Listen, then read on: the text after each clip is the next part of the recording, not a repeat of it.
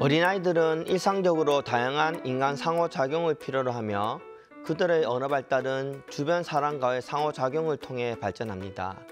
실제로 어린이집을 다니는 시기의 아이들은 다른 사람의 얼굴의 표정이나 입모양을 통해 말을 배우고 사회성을 키워가게 되는데요. 하지만 마스크를 쓰고 지내는 일상이 3년 넘게 이어지면서 아이들의 언어 발달, 인지 발달에 어려움을 겪는 경우가 늘어나면서 학부모들의 걱정이 더욱 커지고 있습니다. 안녕하십니까. 소아청소년과 전문의 방인국 원장입니다. 언어 발달이 늦은 아이들은 그 원인이 매우 다양할 수 있으므로 정확한 검사를 통해 원인을 파악하는 것이 중요합니다. 첫 번째로 청각 문제입니다. 잘 듣지 못하기 때문에 언어를 배우는 데 더디게 늘 수 있습니다. 선천성 난청인 경우 일찍 발견하면 정상과 가깝게 치료할 수 있으므로 조기에 발견하는 것이 매우 중요합니다. 두 번째로 인지 능력의 문제입니다. 청각에 문제가 없는 거라면 뇌 발달이나 인지 능력 지연으로 언어 발달이 느릴 수 있습니다. 세 번째로 신체 발달이 또래보다 느린 경우에 해당됩니다. 아이가 또래보다 작거나 신체 발달이 느린 아이라면 언어 발달도 다소 느릴 수 있습니다. 마지막으로 영상 매체에 노출이 많이 된 경우에 해당됩니다. TV나 스마트폰 등 영상 매체를 자주 본 아이들은 또래에 비해 언어가 느린 경우가 많이 있습니다.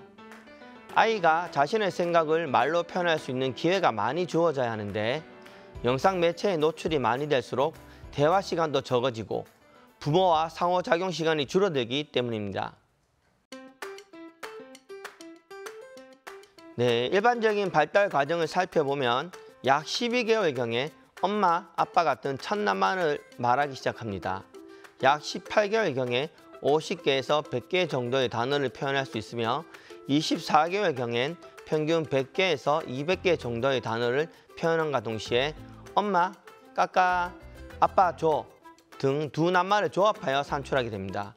약 36개월경에는 평균 500개 이상의 단어를 산출하며 세 낱말 조합의 문장을 자연스럽게 표현할 수 있습니다. 또한 이때 아이들은 자신의 감정을 타인에게 표현을 하기 때문에 호기심이 많아지는 시기로 이거 뭐야? 같은 질문을 많이 산출하기도 하는데요. 더불어 만 6세 미만이라면 먼저 영유아 건강검진으로 발달에 문제가 있는지 꼭 체크해 보시길 바랍니다.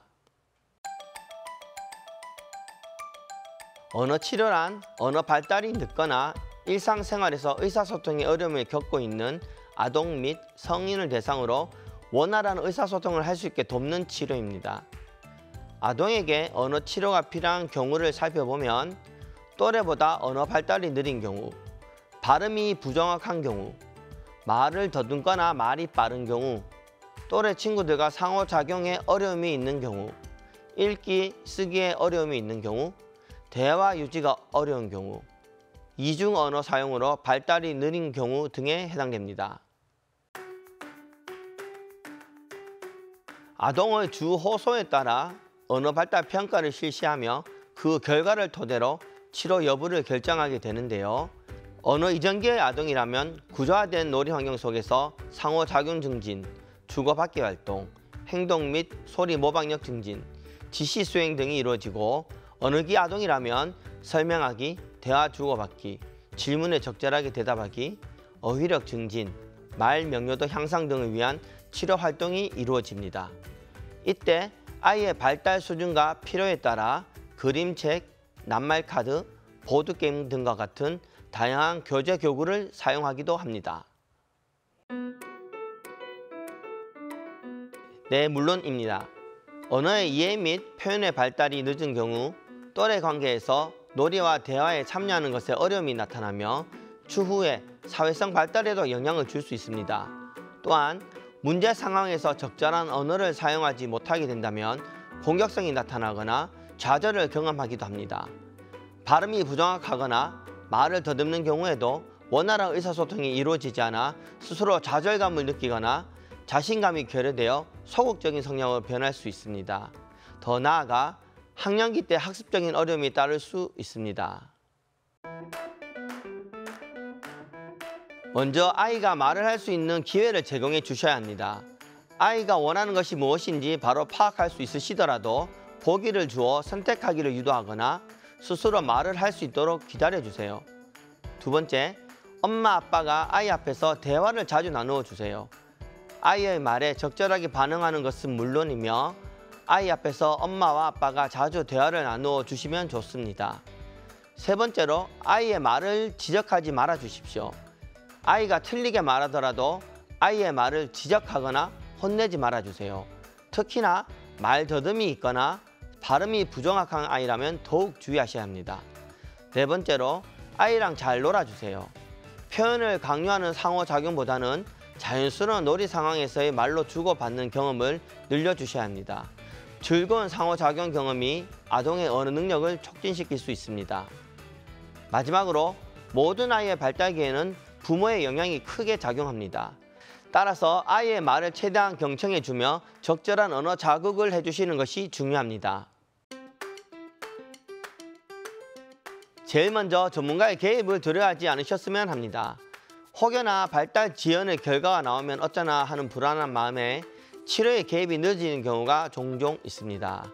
조기 개입은 언어 지연을 일찍 발견하는 것을 도와주며 치료의 효과를 높일 수 있기 때문에 발달이 늦다고 생각하는 경우 두려워하지 마시고 가까운 병원에 내원하셔서 치료가 시작되면 꾸준히 치료받고 부모가 함께 노력하는 것이 중요합니다. 두 번째, 내 아이의 발달에 관심을 가져주시는 것을 권유합니다. 조금 있으면 놀겠지라는 생각으로 아이를 방치한다면 치료의 개입이 늦어질 뿐만 아니라 아이의 발달의 결정적 시기도 놓치게 되므로 언어 발달 지연이 의심된다면 발달 검사를 실시할 것을 권유드립니다. 마지막으로, 섣불리 걱정하지 마셨으면 합니다. 책이나 인터넷을 찾아보면 몇 개월에 어떤 행동이나 말을 해야 한다는 정보를 보신 적이 있으실 겁니다. 앞서 제가 설명드린 정상적인 언어 발달도 마찬가지로 보편적 통계상 나와 있는 기준입니다. 그렇기 때문에 내 아이가 늦더라도 글만 보고 섣불리 판단하지 않으셨으면 합니다. 발달은 계속적인 과정이지만 발달의 속도가 일정하지 않으며 아이마다 발달의 개인차가 존재하고, 따라서 언어 발달 지연이 의심된다면 최대한 빨리 가까운 병원에 내원하시어 발달 검사를 실시할 것을 권유드립니다.